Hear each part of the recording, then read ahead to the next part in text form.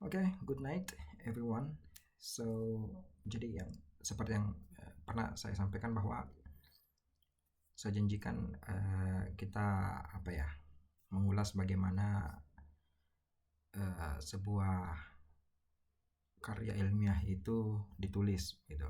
Kali ini kita fokusnya ke artikel, tapi ini juga bisa berfungsi untuk penulisan skripsi begitu ya, tesis ataupun disertasi bahkan malah begitu ya. Jadi the first of all itu kita mengumpulkan resources. Resources di sini kita bagi dalam dua klasifikasi. Yang pertama articles, yang kedua buku. Nah, kenapa articles? Kita mulai dari articles karena kita mau lihat updates, trends. Kedua hal itu hanya bisa kita dapatkan di publikasi yang berbentuk artikel karena dia lebih up to date dan mengikuti perkembangan isu gitu ya. Jadi scholarly debates, scholarly discussion itu sangat ketat dan sangat update gitu ya di artikel jurnal. Nah, artikel yang mau kita tulis kalau mau hasilnya bagus ya tentu inputnya juga harus bagus. The same thing goes to your acquisitional process. Sama ketika kita belajar begitu ya, memperoleh pengetahuan. Kalau inputnya bagus, ya pasti outputnya juga akan bagus gitu. Nanti kita akan jelaskan di bagian setelahnya kenapa kita perlu input yang bagus gitu. Nah, di sini ada 5 jurnal publishers, ini major publishers yang paling sering orang kutip, yang paling sering orang kunjungi. Kenapa kita tidak mulai dari searching databases? Kenapa tidak langsung ke databases? Taruhlah pakai Scopus atau Google Scholars. Itu opsional ya. Seperti yang saya bilang tadi, good input, good output. Kita mulai dari major publishers karena kita expecting good inputs. Ya, biasanya major publisher itu hanya merilis artikel-artikel yang kualitasnya bagus gitu.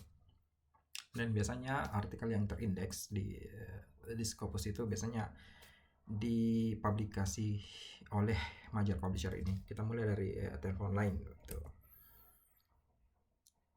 Nah, di Taylor and Francis ya sama gitu ya. Di jurnal publisher yang lain, ini di halaman depan kalian tinggal masukkan keywords. Nah, taruhlah saya kasih contoh, saya cari yang membahas tentang translanguaging gitu. Nah, ada dua yang mau saya jelaskan di sini, boolean operators yang paling sering orang pakai. Yang pertama itu or. Tuh. Apa fungsi or? Or itu padanan gitu ya. Artinya istilah yang digunakan untuk bidang tertentu gitu. Karena di scholarly discourse itu para scholars itu biasanya menggunakan istilah-istilah yang saling berkaitan, bahkan mungkin istilahnya berbeda tapi merujuk kepada fenomena yang sama. Taruhlah seperti translanguaging itu biasanya other scholars itu menulis multilingualism or plurilingualism atau bahkan translingual. Nah, itu kalau or gitu ya. Nah, apakah kita bisa menggunakan boolean operator or untuk 4 kata kunci? Boleh saja ya, tapi semakin banyak keyword yang kita pakai, semakin sempit nanti hasil atau cakupan artikel yang include gitu. Nah, boolean operator yang kedua yang mau saya bahas itu and. Nah, ini and itu menandai perpindahan variabel gitu. Taruhlah saya mau mencari translanguaging. Dan classroom instruction gitu. Artinya saya mau mencari artikel yang membahas tentang translanguaging dalam konteks classroom instruction. Jadi ini perbedaannya ya. Or itu adalah istilah yang digunakan biasanya berbeda tapi merujuk kepada fenomena atau topik yang sama gitu. Kalau and itu sudah berbeda. Artinya variabelnya sudah beda, fokusnya udah beda gitu. Jadi translanguaging dan classroom instruction. Ada banyak konteks translanguaging.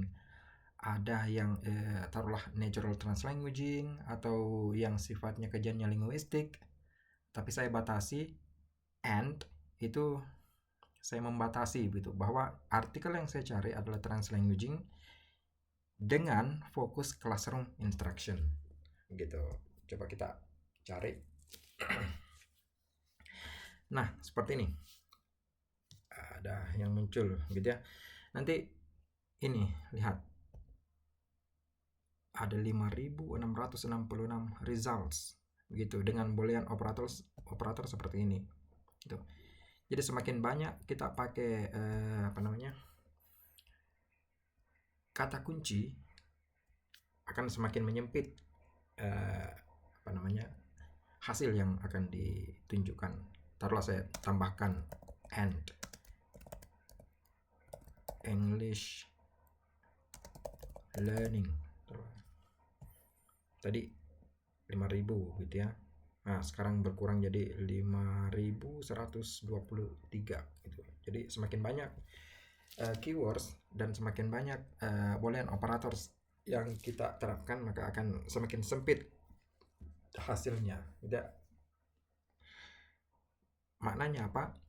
Semakin spesifik kata kunci yang kita pakai dan semakin banyak boolean operators yang kita pakai, artinya fokus riset kita itu semakin menyempit, dan itu sebenarnya bagus gitu ya, supaya fokusnya kelihatan. Nah, the next thing I would like to share with you guys adalah manajemen downloadnya gitu. Jadi sebelum kita download, kalian buka folder dulu.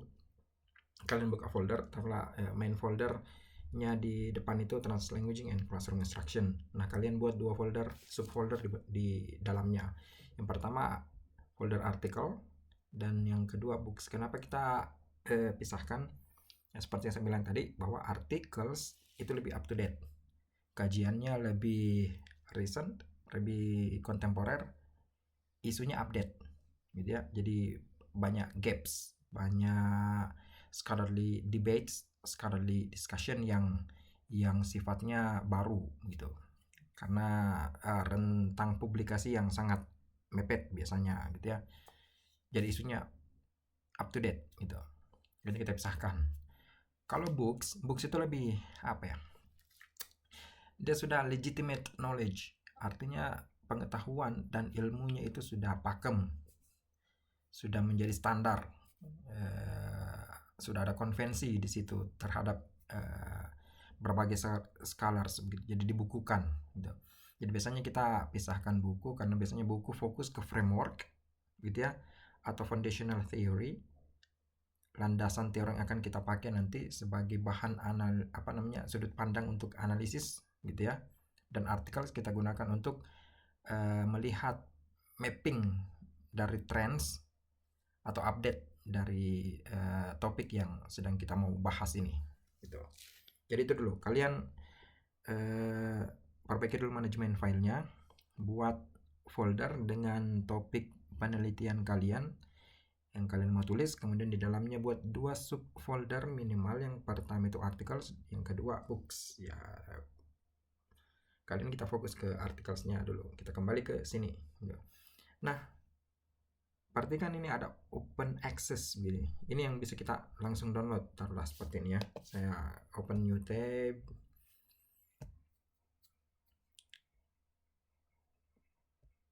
Ada dua macam itu.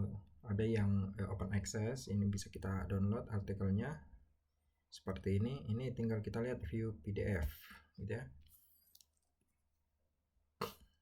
Kalau sudah muncul semuanya, nanti download di sini. Nah, download, kemudian PDF, processing. Nah, tadi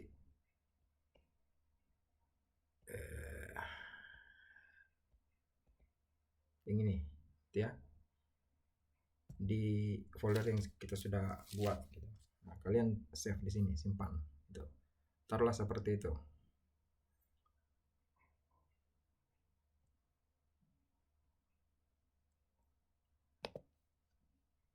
Close. Nah, sebelum kita kembali ke halaman pencarian tadi, ini related research bisa kalian explore juga gitu ya. Taruhlah seperti ini. Ini sangat apa ya, relate dengan topik yang saya mau bahas. Nah, sebelum kalian kembali ke halaman search result yang utama gitu ya, kalian perhatikan dulu related research. Ini sangat membantu sekali gitu ya, untuk menemukan artikel apa yang sedang kita bahas. Cuma memang dia akan melihat riwayat gitu, algoritmanya dia akan melihat riwayat. Kalau topik itu sering translanguaging, saya sering browse tentang translanguaging, maka research yang akan muncul, apalagi kalau ada kata kunci translanguaging, makanya konteks yang diarahkan di related research ini adalah artikel yang dengan kata kunci yang sama gitu. Nah, kalian bisa explore, lihat di situ. Kemudian kalau memang sangat related, ya kalian download saja tuh ya. Sama prosesnya, PDF di folder yang sudah kita siapkan untuk artikel, kemudian save tuh ya. Nah sekarang pertanyaannya, bagaimana kalau artikelnya nggak ada gitu, nggak ada atau bukan open access ya, taruhlah seperti ini, co-learning in Hong Kong English Medium Instruction, tidak ada icon seperti ini open access gitu. Nah ya kita pakai artikel download service gitu. Yang paling sering saya pakai ya Sci-Hub gitu ya. Sci-Hub ya andalan kita semua ini, Sci-Hub. Sci-Hub box, kemudian kalian tinggal klik kanan, copy clean link, pilih ini ya. Jadi copy link address itu dia agak panjang. Copy clean link supaya dia tidak mengarahkan kita ke link backdoor ya. Kemudian enter, open. Biasanya akan muncul. Cuma kekurangannya Sci-Hub ya itu tadi apa namanya, terkadang artikel yang paling baru taruhlah terbitan 2026, 2025 itu nggak ada gitu ya. Tapi nantilah kita akan bahas itu. Biasanya kalau artikelnya itu di bawah tahun 2022 ke bawah, 2021, 2020 dan seterusnya ke bawah, itu biasanya ada di Sci-Hub gitu. Nah, sama downloadnya di sini ya. Kemudian save. Nanti kembali lagi ke sini gitu ya. Sama yang lain perhatikan gitu ya, ada tidak yang apa namanya. Nah, bagaimana kalau tidak ada gitu ya? Ada beberapa opsi sih kalau taruhlah seperti ini. Kita blok judulnya, kemudian di copy, Ctrl C atau copy text gitu ya, copy text. Nah, kita cari opsi yang lain, taruhlah Z library. Ini bisa dipakai untuk artikel, bisa juga buku gitu ya. Z library atau pakai ini, saya juga sering pakai ini, ResearchNet. Jangan dianggap enteng ya, dia banyak sekali gunanya. Cuma ResearchGate, everyone you need to make an account, you need to register a new account gitu ya. Kemudian ya fill some forms for your profile. Nanti kalau sudah muncul halaman utama, halaman dashboard kalian seperti ini itu bisa kalian browse di sini gitu ya, judulnya tadi gitu ya, search for research journal, atau saya biasanya pakai opsi seperti ini di sini supaya memudahkan gitu ya. Saya blok teksnya, kemudian search Google for exploring. Nah, ini kan ada muncul ResearchGate. Nah,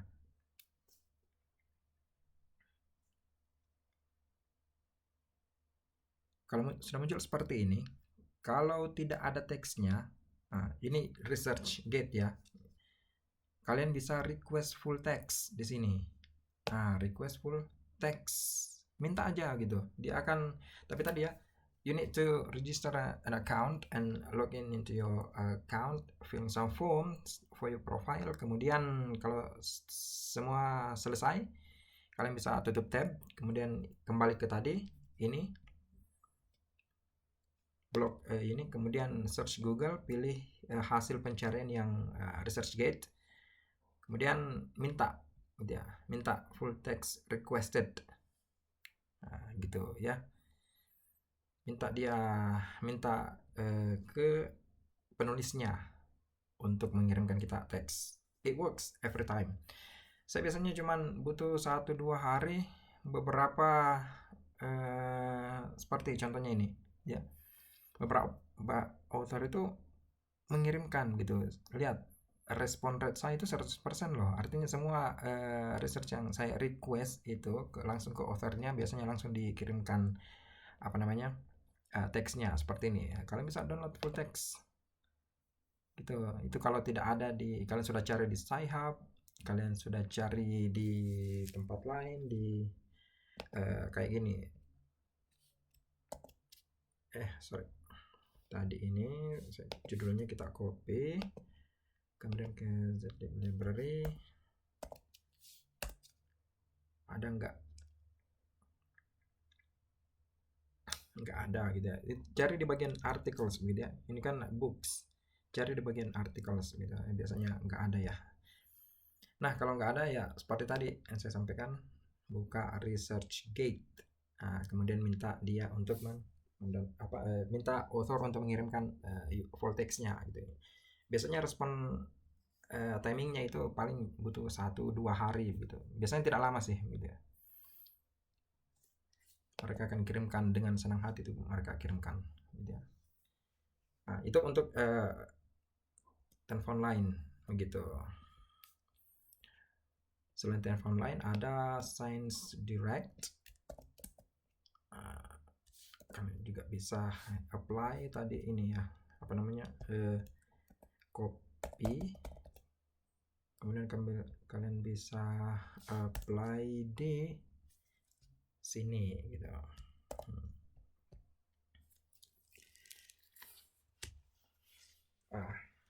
Sama prosesnya yang tadi, taruhlah seperti ini. Kalau tidak ada full textnya, cari. Kalau yang ada full textnya kayak gini, ini ada view PDF gitu.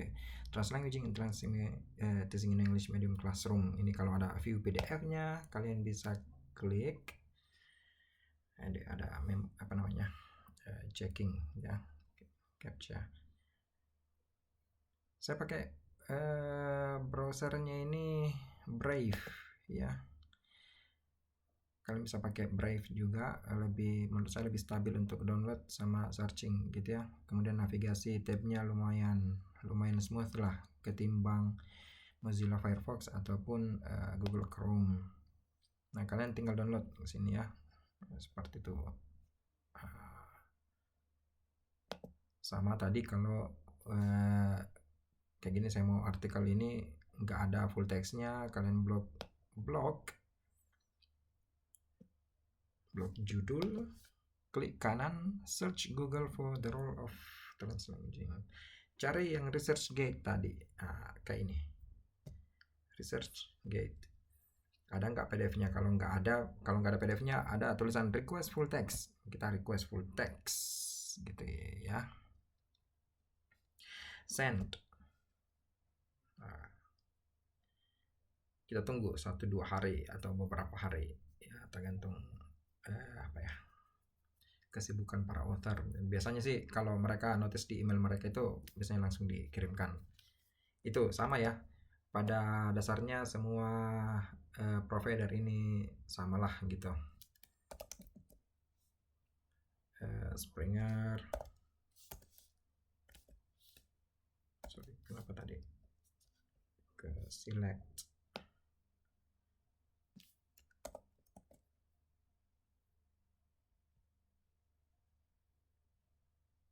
Sama tadi gitu ya. Kalau kita pakai boolean operator ya yang tadi sama gitu ya, posisinya sama. Nah, kalian tinggal cari apa namanya, full textnya ada enggak. Nah, kita ini open access, ada full access gitu ya, ada full access translate pedagogy and digital stage, full access. Tinggal di klik, nanti download PDF gitu, download PDF sama di folder artikel tadi gitu ya. Nah, kalau nggak ada, taruhlah seperti ini, simple Chinese is better than broken English. Kita tinggal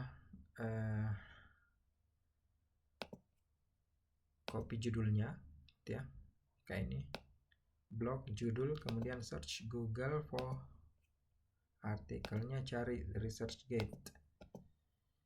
Sama ya, belum ada juga ini artinya. Ini misalnya kalau ada kata download gini ya, download full text available. Ini kan tadi nggak ada gitu ya, nggak ada full text disediakan di website providernya, tapi melalui ResearchGate biasanya apa ya, previous researchers itu sudah meminta ke ini authornya, namanya ini siapa ini, Wendong Lee, dan Wendong Lee membuat papernya, full text dari papernya itu available di ResearchGate, jadi kita yang cari belakangan bisa download gitu. Nah, provided by the one of the author of the publication gitu, got it gitu. Nah, sudah terkumpul begitu ya. Nah, itu untuk apa namanya, articles gitu. Kemudian ini web service-nya bisa, saya sih lebih banyak pakai, kalau nggak ini ya ResearchGate tadi gitu ya. Nah, kemudian untuk books download gitu ya, taruhlah ini saya paling sering pakai Ocean of PDF. Kenapa Ocean of PDF? Karena downloadnya lebih simple. Taruhlah translanguaging. Nah, ini building theory, multilingual perspective, remaking multilingualism. Terus ini saya pilih satu, ke bawah bagian PDF. Nah, tinggal klik, muncul halaman download gitu. Tunggu aja, memang agak biasanya it takes time gitu ya. Nah, kita kembali ke tadi bagian books, jadi kita pisahkan gitu antara artikel dan books. Ingat, articles for updates, trends gitu ya, hot issues gitu ya. Kalau mau cari gaps ya di artikel, kalau mau cari framework ya di buku gitu. Save gitu, tunggu sampai selesai. Jadi sama gitu ya, samalah konsepnya gitu. Z library sama juga buat download buku, cuma saya lebih suka Ocean of PDF karena lebih lebih intuitif dan lebih gampang lah. Tanpa register pun kalian buat akun, nggak perlu buat akun, kalian bisa. Kalau Z library ya you need to make an account, login gitu ya. Saya punya akun ini, hanya dengan login baru kita bisa download gitu. Saya punya data daily limit ini ada 10 download gitu. Taruhlah translanguaging, search. Jadi seperti saya bilang tadi ya, ini bisa books, bisa articles. Nah, cuma biasanya artikelnya juga ya tidak update-update amat begitu. Nah, kalian bisa lihat di sini most popular ganti by year berdasarkan tahun gitu ya, paling apa namanya, paling update artikelnya itu di tahun 2020 gitu ya. Jadi biasanya memang kurang update. Saya lebih cenderung pakai Z-Library buat nyari buku aja gitu. Nah, Translanguaging Classroom Discourse gitu ya, samalah dengan book download service yang lain. PDF, klik. Ini saya perhatikan prosesnya ya. This is how I work. Seperti inilah saya biasanya menulis gitu, mengumpulkan resource. Ini saya rename supaya tidak terlalu panjang gitu, gampang dikenali, gampang di search kalau kita cari ini ya. Nah, mungkin ini yang kurang familiar buat kalian, tapi lumayan lah, koleksinya lumayan banyak gitu. Welib org ini bisa cari buku gitu ya, buku-buku familiar yang best selling yang ada di Gramedia itu ada di sini.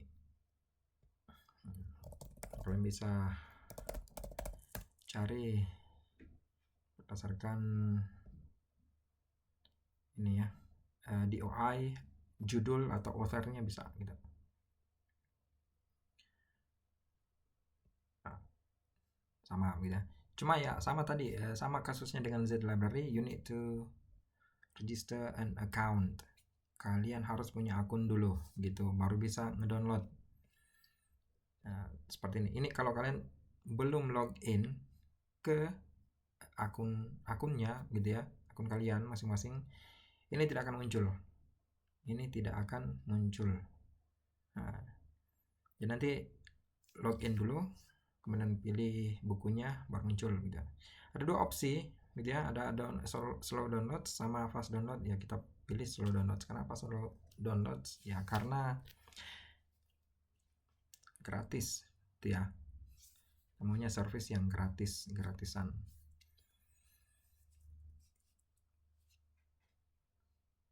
Nah, ini please wait, ada beberapa seconds ini, artinya semakin banyak buku yang kalian download, semakin tinggi nanti secondsnya itu ya, semakin banyak dia.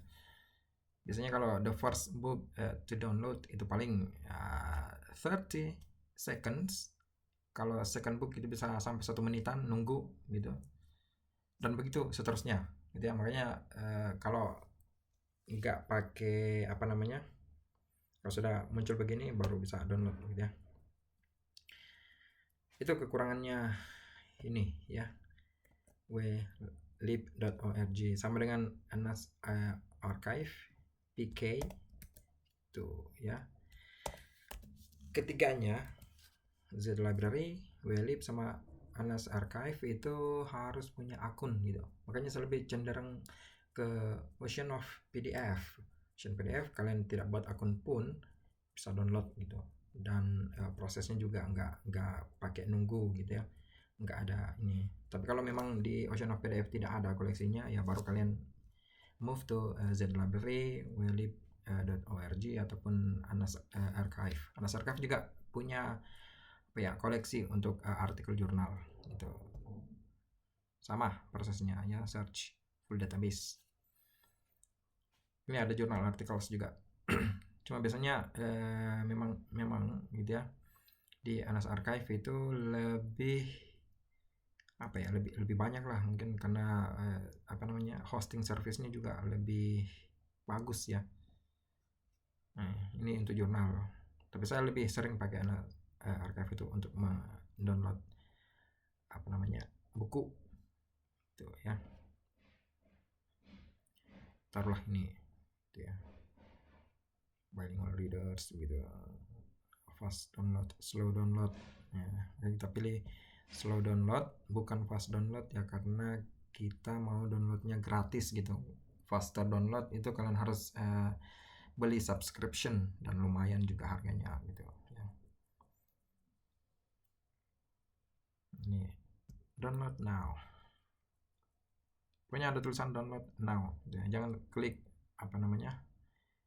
klik link sembarangan ya, bisa mengarahkan ke iklan. Makanya saya pakai Brave browser itu tampilannya seperti inilah gitu ya. Brave browser mana ininya, Brave.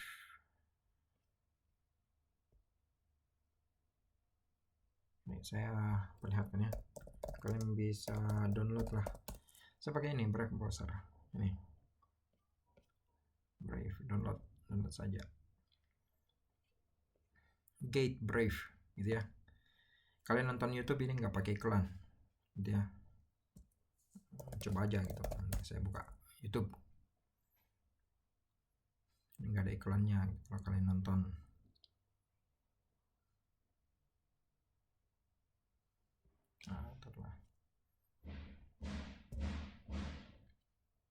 Baca buku itu ngebosenin, lambat, gak efisien. Ngapain kalau semua informasi udah ada di handphone? Tapi ini yang gak banyak orang tahu. Setiap kali kamu baca buku, otakmu tuh berubah secara fisik dengan cara Gitu, nggak ada iklan gitu ya. You watch the video till the end, nggak ada iklan. Itu bagusnya Brave. Jadi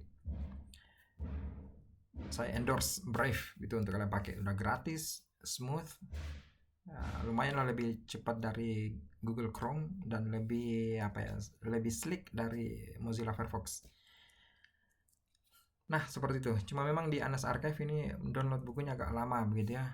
Jadi saya put dia itu by the end of the list ya, karena sangat jarang saya pakai, kecuali memang bukunya saya tidak dapat di Ocean of PDF, saya tidak dapat di Z Library, saya tidak dapat di WLib, baru saya buka Anas Archive. Karena memang Anas Archive itu koleksinya lebih banyak, koleksinya lebih beragam gitu, diverse.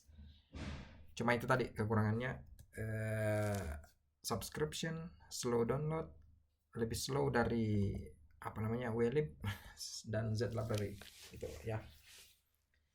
Nah itu untuk untuk collecting resources untuk penulisan, baik itu artikel maupun skripsi gitu ya. Nah satu hal lagi yang mau saya sampaikan, selain dari major publisher ini, tentu terkadang kita akan pasti mempertimbangkan konteks Indonesia gitu ya, dalam penulisan artikel ataupun skripsi gitu ya. Jadi cari jurnal yang berbahasa Indonesia. Nah biasanya kita pakai Sinta gitu ya untuk konteks Indonesia.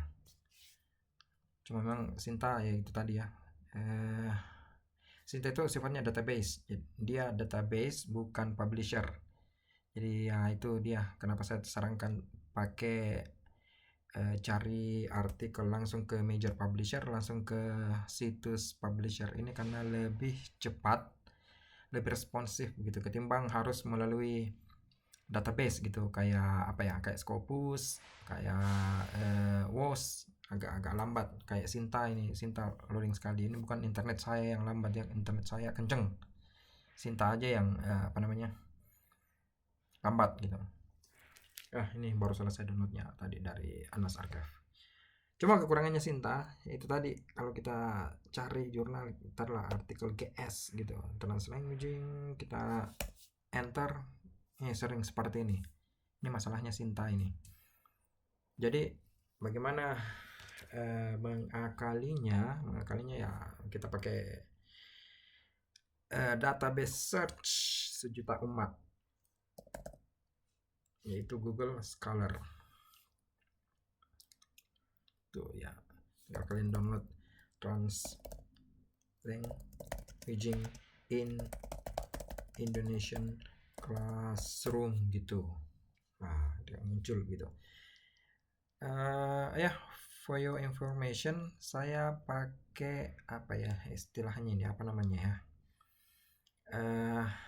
kayak ini nih, plugins begitu ya. Plugins yang saya pakai itu salah satunya ini, Rapid Journal Quality Check. Jadi kalau kalian sudah install tadi Brave, kalian bisa ke mana tadi, extension, visit web store, cari itu tadi rapid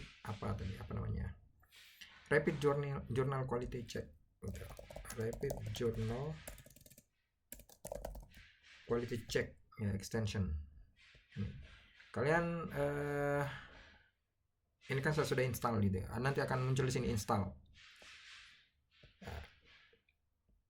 Fungsinya kalau kita buka Google Scholar itu dia akan muncul seperti ini artikelnya Q2 gitu di Sinta, tapi Q2 ini jurnalnya UP ini. Kalian bisa new tab. Di jurnal-jurnal Sinta ya, yang terbitan Indonesia itu beda cara downloadnya gitu ya. Kita harus mata itu harus fokus gitu, lihat nyari link downloadnya itu harus fokus gitu. Ini full text cari ya. Kalau bingung gitu ya, biasanya Ctrl F, cari PDF gitu aja ya, cari PDF biasanya langsung ketemu itu. Ini downloadnya PDF karena kecil gitu, link nggak seperti yang tadi kan lebar. PDF kalian klik, ini cara download artikel jurnal di Sinta gitu ya, jurnal Sinta gitu ya, jurnalnya Opinion Indonesian Journal of Applied Linguistics. Nanti ini ada dua opsi, bisa lewat sini download this PDF file atau bisa download di PDF readernya gitu.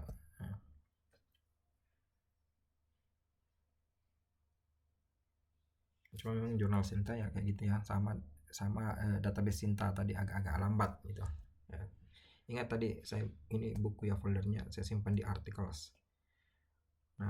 Seperti itu saya sudah punya satu artikel jurnal penelitian translanguaging dalam konteks Indonesia gitu. Kalian tinggal cari, pilih begitu ya, pilih yang bagus lah kayak Q2, Q1 gitu. Ini yang sudah terindeks Scopus ini. Bagaimana dengan yang lain ya, kalian tinggal cek saja, taruhlah seperti ini, new tab. Ingat cari artikel jurnal yang minimal itu ya Sinta berapalah, Sinta 2 gitu, Sinta 1, Sinta 2. Caranya mengecek gimana, lihat aja itu indexing gitu ya, lihat about jurnalnya. Coba kita klik Sintanya gitu, sering sekali gitu ya, cek aja gitu, indexing, fokus open archive publication sekarang, submission mana? Ini bisa akreditasi gitu ya, based on degree dia.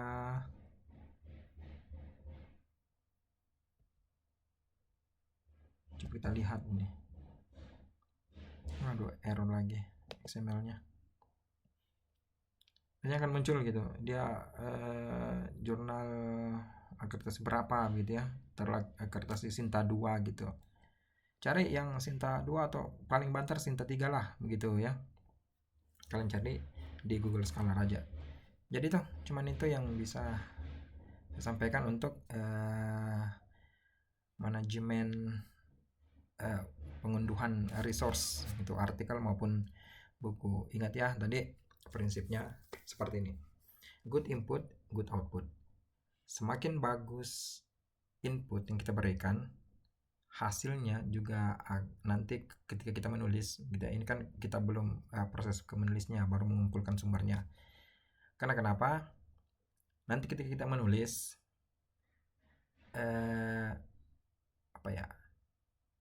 penulisan yang bagus dari jurnal-jurnal yang kita kumpulkan tadi itu akan teradopsi gitu. Artinya ketika nanti kita menulis, kita akan adopsi gitu, lexical resource-nya, vocabularies-nya, sentence construction-nya, cara artikel-artikel itu menyusun kalimat begitu ya. Grammar-nya tentu menjadi salah satu pertimbangan yang penting gitu. Jadi kalau kita download artikel yang dari jurnal berreputasi, yang kualitasnya sudah bagus gitu, nanti kualitas hasil output paragraf sentence kita juga akan bagus nantinya gitu. Gitu ya. Nah, sampai situ dulu untuk manajemen download gitu ya, dan manajemen file. Ingat gitu ya, buat satu folder ya, taruh yang translation instruction, kemudian buat 2 subfolder, articles dan books, pisahkan supaya nantilah kita akan bahas di kesempatan berikutnya. Okay, that's all, and thank you very much. We'll see you around.